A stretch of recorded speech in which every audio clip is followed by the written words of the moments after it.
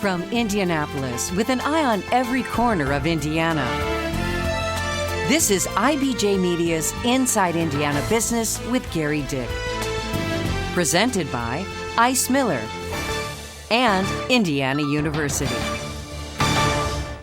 The greatest spectacle in racing as they come to green. This is the Indianapolis 500 for everybody to see. The world's greatest spectacle in racing, part of the driving force behind a surge in motorsports investments in central Indiana. Find out what's fueling the growth from one of the biggest names in auto racing. Gambling coming soon to Terre Haute, the timeline on when the new casino there opens, and the potential payoff for Vigo County. And a Tik-Tok tour through Indiana's newest dining hall destination in Fort Wayne, one of the many ready-to-eat markets like this, gaining around the state. Hello and welcome to Inside Indiana Business. I'm Gary Dick. Indianapolis, long billed as the motorsports capital of the world, and with good reason.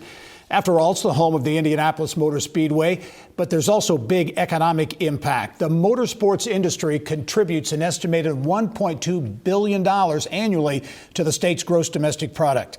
And there are more signs this week the industry is shifting into a higher gear. The Indianapolis 500. Indiana is home to more than 300 motorsports-related businesses, employing nearly 5,000 workers. The list includes a dozen IndyCar teams, and 3 high-profile teams are placing big bets on their futures in Indy. Andretti Global, the parent of Andretti Autosport, broke ground this week on a $200 million headquarters in Fishers, an investment that could mean 500 jobs and create a base of operations for the team's IndyCar, Indy Lights, and IMSA programs, as well as advanced research and development for the teams. Right here behind us in lots 10 and 11 will be our new headquarters for all of our various brands, whether it be Graham Rahal Performance, Rahal Paint Protection, Ducati Indianapolis, Graham Rahal on the racing side of things, the Graham and Courtney Rahal Foundation. Everything will be housed right here. In October, the youngest of the racing Rahals made a $20 million commitment to build an all-in-one automotive campus, just a stone's throw away from Rahal Letterman Lanigan Racing's new headquarters in Zionsville's Creekside Park, a cutting-edge facility that will serve as a hub for Rahal's Brownsburg-based IndyCar team and its Columbus, Ohio sports car teams.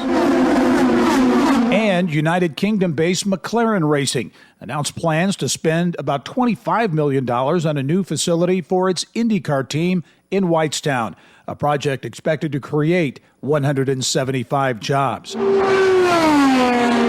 Those high-profile projects in addition to what's happening at the world's greatest race course, where Roger Penske has invested $20 million in improvements since acquiring IMS 3 years ago, with more expected. Some big investment. Downtown Indianapolis also playing host this week to the biggest brands in the business, the 34th annual PRI trade show at the Indiana Convention Center. Our Mary Rachel Redmond is standing by with more, including a special guest. Mary Rachel. Thanks, Gary. Well, it's the big kahuna for any and all in motorsports, and it happens every year here in the racing capital of the world. It's called the Performance Racing Industry Trade Show, also known as PRI, and it draws over 70,000 from around the globe to Indianapolis. It features the latest technology, gizmos, and gadgets that race teams are looking for to get an edge on the track. And the guy that kicked it all off, Tony Stewart, 3-time NASCAR Cup Series champion and team owner, joins me. Tony, why is PRI so important for racing? Well, as soon as the season is over, this is what everybody's looking forward to. It's for all the manufacturers. This is where they showcase their new products for the next season. For the teams and the drivers, they come to the show because, A, they want to see the products, but they're also trying to work deals with all these companies to help support their programs for the next race season. And kind of to expand on that a little bit, just for the non-motorsports folks out there, I mean, what's the big draw here? For racers, they're always trying to find ways to make their cars faster.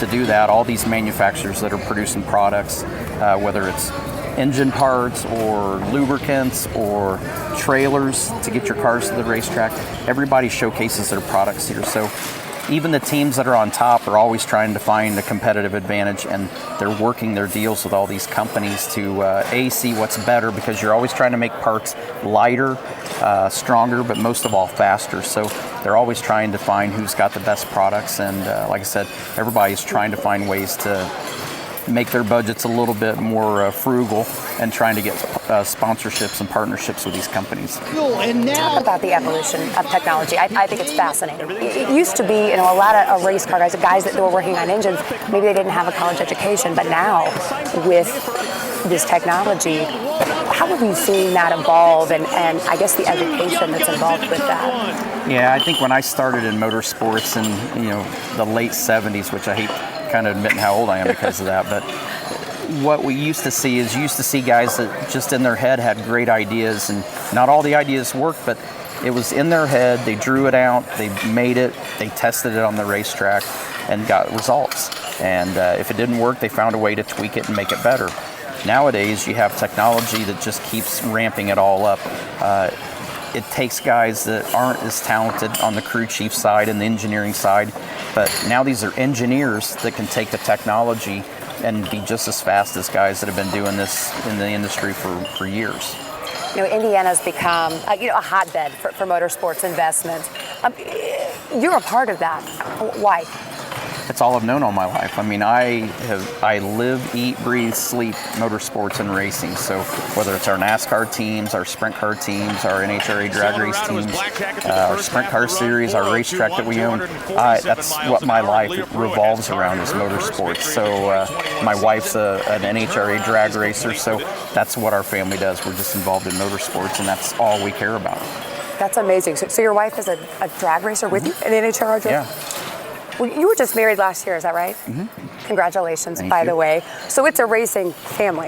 Yeah, absolutely. We and the hard part is, I guess I say it's the hard part, but it's probably one of the most rewarding parts as well, is she drives for us. So we leave the racetrack as a couple. We get to the racetrack, we're still a couple, but then we kind of switch gears, and she's my driver and I'm her car owner. So that dynamic changes, and then at the end of the day, when we leave the racetrack, we're still kind of in that owner and driver mode till we get to dinner, and then we remember that we're a married couple, and we kind of put the racing stuff on the back burner for the night.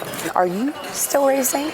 I am. I get to race this awesome sprint car occasionally, and we dabbled a little bit in the world of drag racing last fall at Las Vegas. So we got some plans working. We just haven't got them announced yet, but I'm going to be back behind the wheel quite a bit next year. Any chance of retirement anytime soon? Well, I retired from Cup in 2016, and I've totally screwed up what retirement's like, because literally last year was the busiest year of my life. So, but I love doing what I'm doing. I get to do it with my wife, and I love all of our guys that work for our race teams. And like I said, we're a racing family, and this is what we love doing. Tony, thank you for your time. Tony Stewart, Hoosier and racing legend. Gary, back to you.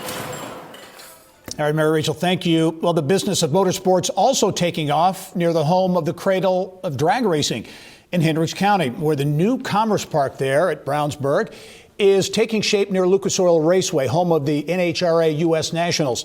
The 47-acre project designed to promote research and development and manufacturing for the auto sports industry, and is expected to drive $100 million into the area economy. By the way, the U.S. Nationals, the most prestigious drag racing event in the world. Well, the only place to earn a degree in motorsports engineering, right in the heart of the racing capital of the world, IUPUI. Coming up next, how a proposed science and technology corridor on campus could fuel more growth in the world of STEM and beyond.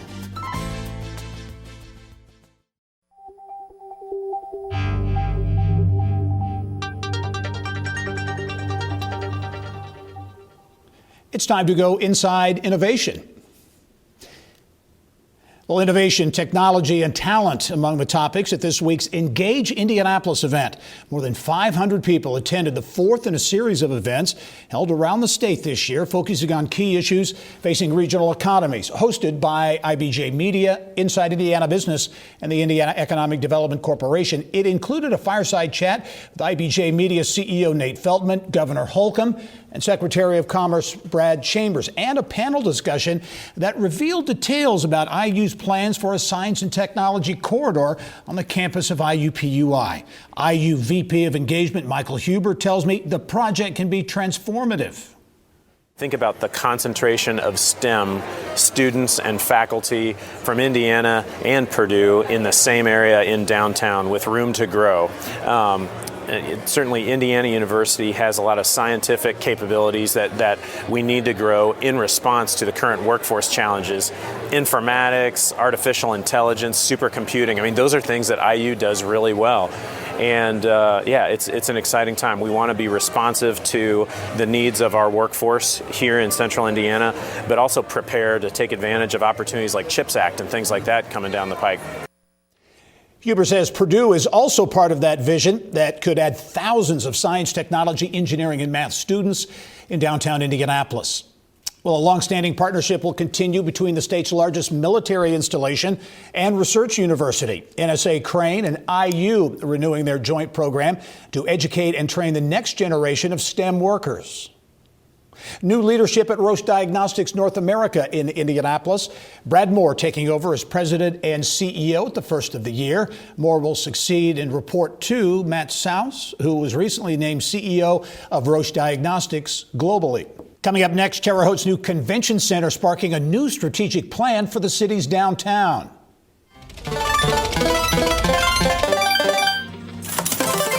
Plus, an update on progress on the Queen of Terre Haute Casino and when it might open. And looking ahead to what the IBJ will have this week, what's behind growth, surging growth at Indianapolis-based startup Connected, and the tools it offers for LinkedIn users. Simon Property Group looking to revive brick and mortar sales, and Jeff Smulyan with the lowdown on his new memoir. At PNC Bank, we're committed to making a difference in the lives of our customers and communities by helping them move forward financially. As a Main Street bank, we try to do right by our customers with every encounter. Our local teams offer personalized financial advice to help guide you in making the best decision. We're proud to be part of your community. PNC Bank. See how we can make a difference for you at pnc.com. Copyright 2022, the PNC Financial Services Group, Inc., all rights reserved. Well, we've got some big news for our viewers in the Wabash Valley. If you are watching us right now, you are watching on our new Terre Haute affiliate, WTWO. Inside Indiana Business will air each Sunday morning at 8:30, right before the Today Show. And we're really excited to bring Indiana business news to TV2 Sunday mornings and also throughout the week. Well, there are signs of economic momentum in downtown Terre Haute, fueled by the opening of the city's convention center last spring. How are things going? Well, Mayor Duke Bennett tells me early bookings have been strong, attracting a new restaurant that will be opening in the old terminal building nearby. The mayor says it has prompted revisions to the city's downtown strategic plan to reflect a need for private sector residential investment and new services like a grocery store and a drugstore. He tells me the next big thing will be 2 new hotels planned for the old IBM building. There'd be 2 new hotels there and be connected to the Hilton Garden Inn, which is connected to the convention center, and a small parking garage to support both of those. So Tim Dora and Greg Gibson, are the investors in that, and they're working on the plans. And we look forward to being able to help with some local incentives through our TIF district. We got some ready funds for that project. So looking forward to adding, over 200 more hotel rooms downtown. Mayor Bennett also tells me the $260 million Queen of Terre Haute Casino will bring people an additional economic impact to the city, but he admits that will have to wait. He expects a casino opening to be delayed probably until the first quarter of 2024.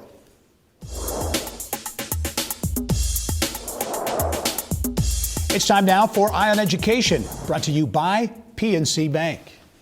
Well, more big news from Terre Haute, a very important day this week for Indiana State University. ISU receiving the largest individual donation in its history, $8 million from alumnus Steve Bailey and his wife Gloria, creating the Bailey College of Engineering and Technology. Now, it means more than a new name for the College of Engineering. It will create funds to support student scholarships, faculty additions, and ISU President Deborah Curtis tells me it will be really directly fuel the state's talent pipeline. This College of Engineering and Technology naming is going to allow us to engage our students in greater opportunities to prepare for the workforce needs of the state of Indiana so badly needs. And of course, many of those are in the STEM fields. But these programs that will benefit from this gift are really going to have a variety of ways in which students are going to get the very best possible education at Indiana State to be able to meet what employers are looking for out there in Indiana right now. And of course, then move the state of Indiana forward. Steve Bailey is a 1971 grad of ISU who went on to become CEO of Louisville-based Diesel USA Group.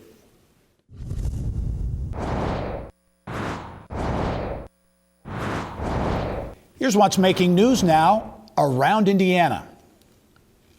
In Anderson, Nestle says it will invest $400 million to expand its facility there and add nearly 70 jobs. Now, the company is seeking a 7-year, 70% tax abatement on the planned expansion. The Anderson City Council will consider 2 resolutions next month. That plant currently employs more than 800 workers. To the south now, in Perry County, the push is on to get more remote workers. The Perry County Development Corporation launching the Remote Worker Incentive Program by partnering with Indianapolis-based job matching marketplace Make My Move. The campaign will use incentives and perks, including a $7,000 stipend designed to offset moving expenses and connect newcomers with local amenities. Well, he wears many hats: marketer, event promoter, radio DJ, businessman. But most of all, Amp Harris is the epitome of a Hoosier with a servant's heart. He grew up in a rough Indianapolis inner city neighborhood, single mom, youngest of 8, and a witness to his stepdad murdering his brother. Fast forward to today, Amp Harris has become a beacon of hope for young people. 2 of his biggest events, a holiday gift giveaway and an annual celebrity basketball game. Harris says he sees celebrity as a key to getting through to troubled teens. No matter if you're white, black, or purple, you just come from humble beginnings. But I now use the celebrity to tell a story about, because a lot of them come from those same environments. Now we sit down and we don't talk about basketball. We don't talk about movies. We don't talk about music. We literally talk about life. An in-depth, really eye-opening conversation with community difference maker Amp Harris on the next Business and Beyond podcast. That starts Monday at InsideIndianaBusiness.com. Well, another AMP we're showcasing this week, the innovative culinary concept space at 16 Tech here in Indy. One of many Indiana ready-to-eat food markets we're sampling in this month's Trendiana. Well, food halls have been around for decades, but are now increasing in popularity in a big way as consumers look for more options.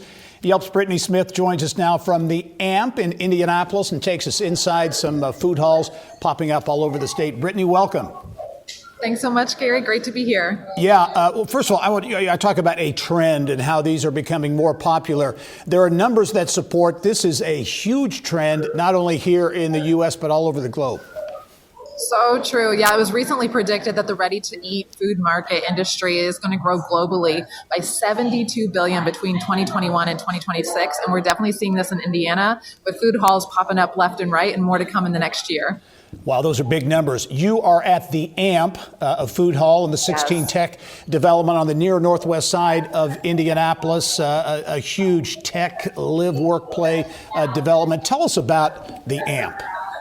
Yeah, you're going to see both culinary and retail concepts here. One of the things that really stands out at the AMP is that the businesses are housed in colorful shipping containers. So it's really fun and playful as you're exploring the different food stalls. So many different businesses located under one roof. For example, you'll find Tinker Coffee. We've got Pumpkin Pies, Sweet Pies, Circle City Sweets is one of the first businesses that joined, all under one roof. And then something to think about with the holidays on the horizon, they've actually got a 6 Ways Wonderland Market that's coming up. It's going to be a 2-day indoor gift Market the weekend of December 16th. And then they also are the home to the Indy Winter Farmers Market each weekend. So it's a really fun spot, to check out not only for food, but also to pick up some gifts.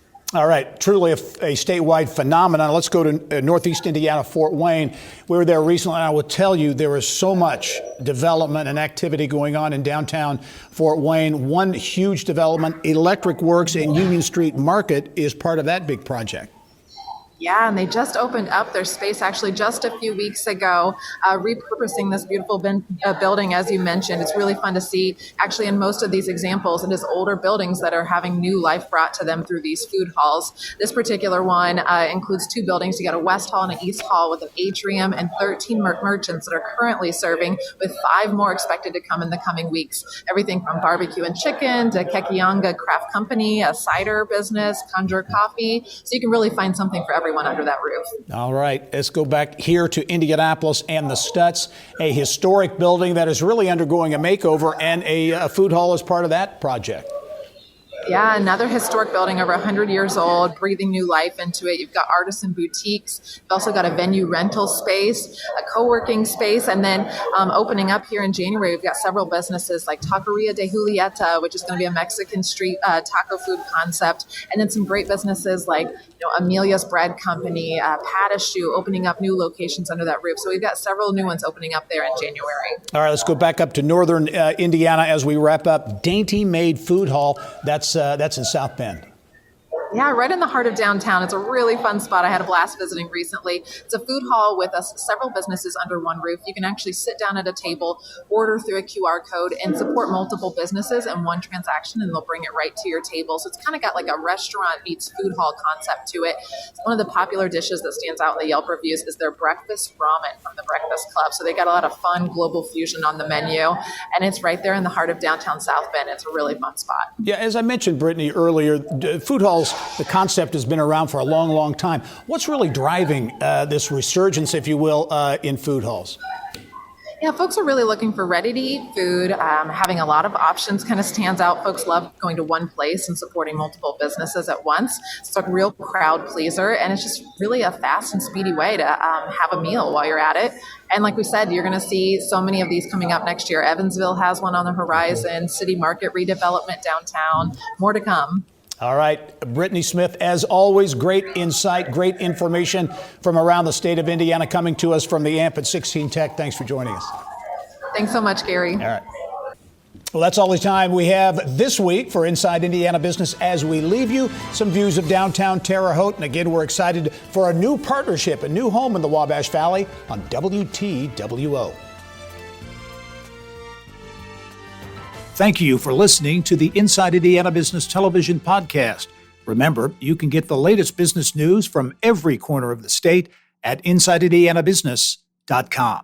I'm Gary Dick. Go out and make it a successful week.